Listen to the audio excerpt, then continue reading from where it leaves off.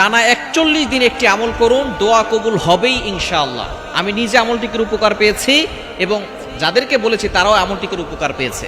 অনেকে আমাদের কাছে ফোন দিয়ে বলে, হুজুর আমি আমলটাকে উপকার পেয়েছি। সুতরাং আপনি আমলটা করতে পারেন। শায়েখ আহমদ সরহিন্দি রহমতুল্লাহ আলাইহি তিনি অনেক জেল খেটেছেন, অনেক নির্যাতন সহ্য করেছেন, তিনি আমলটি করে উপকার পেয়েছেন। তিনি নিজে আমলটির কথা বলেছেন এবং যে আমলটির কথা বলবো সে আমলটির ব্যাপারে নবী সাল্লাল্লাহু আলাইহি ওয়াসাল্লাম নিজে বলে দিয়েছেন, এটা হচ্ছে জান্নাতের গুপ্তধন।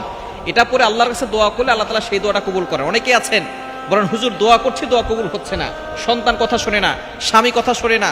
অনেকে বলে হুজুর স্ত্রী কথা শোনে না, অনেকের ভিসা হচ্ছে না, অনেকে টেনশনে পড়ে গেছেন, অনেকের বিয়ে হচ্ছে না। বিভিন্ন দুশ্চিন্তা, ঋণের বোঝা, অভাব, সব কিছুর জন্য আপনি একটা আমল করতে পারেন। প্রতিদিন এশার নামাজের পরে একটি আমল করবেন। আমলটি কিভাবে করবেন? আপনি এশার নামাজ পড়বেন, ৫ ওয়াক্ত নামাজ অবশ্যই পড়বেন এবং ইয়াকিনের সাথে আমল করবেন। যদি আপনার ইয়াকিন না থাকে, বিশ্বাস না থাকে, তাহলে কিন্তু আপনি কোনো আমল করে আল্লাহর কাছ থেকে উপকার পাবেন না।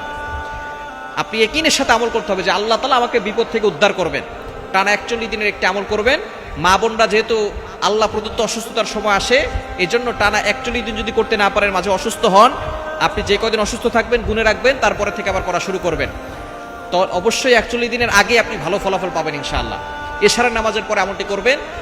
প্রথমে ১০০ বার একটি দুরূদ শরীফ পড়তে হবে, আল্লাহুম্মা সাল্লি আলা সাইয়্যিদিনা মুহাম্মাদ। এই ছোট্ট দুরূদটি ১০০ বার পড়বেন। এরপরে পড়বেন লা হাওলা ওয়ালা কুওয়াতা ইল্লা বিল্লাহ, এতটুকু ৪৯৯ বার। এই লা হাওলা ওয়ালা কুওয়াতা ইল্লা বিল্লাহ এটা পারেন এমন কোনো মানুষ এখন মুসলমান নাই। মুসলমান যারা লা হাওলা ওয়ালা কুওয়াতা ইল্লা বিল্লাহ সকলেই জানে।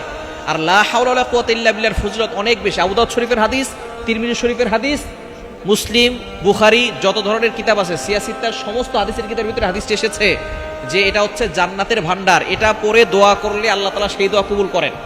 এজন্য এই লা হাওলা ওয়ালা কুওয়াতা ইল্লা বিল্লাহ এটাকে আল্লাহ রাসূল সাল্লাল্লাহু আলাইহি ওয়াসাল্লাম জান্নাতের গুপ্তধন বলেছেন, জান্নাতের ভান্ডার বলেছেন। এজন্য আপনি যত বেশি পারেন এটা পড়বেন। বিশেষ করে এশার নামাজের পরে লা হাওলা ওয়ালা কুওয়াতা ইল্লা বিল্লাহ এতটুকু ৪৯৯ বার পড়বেন। আর শেষবারে লা হাওলা ওয়ালা কুওয়াতা ইল্লা বিল্লাহিল আলিয়্যিল আযীম পুরোটা একবার পড়বেন।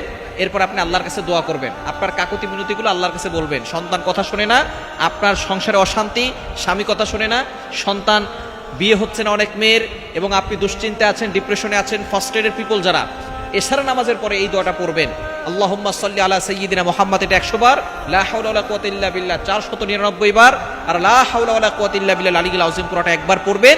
এরপর আপনি আল্লাহর কাছে দোয়া করবেন, দেখবেন আল্লাহ তাআলা আপনার সকল নেক আশাগুলো পূরণ করে নেবেন।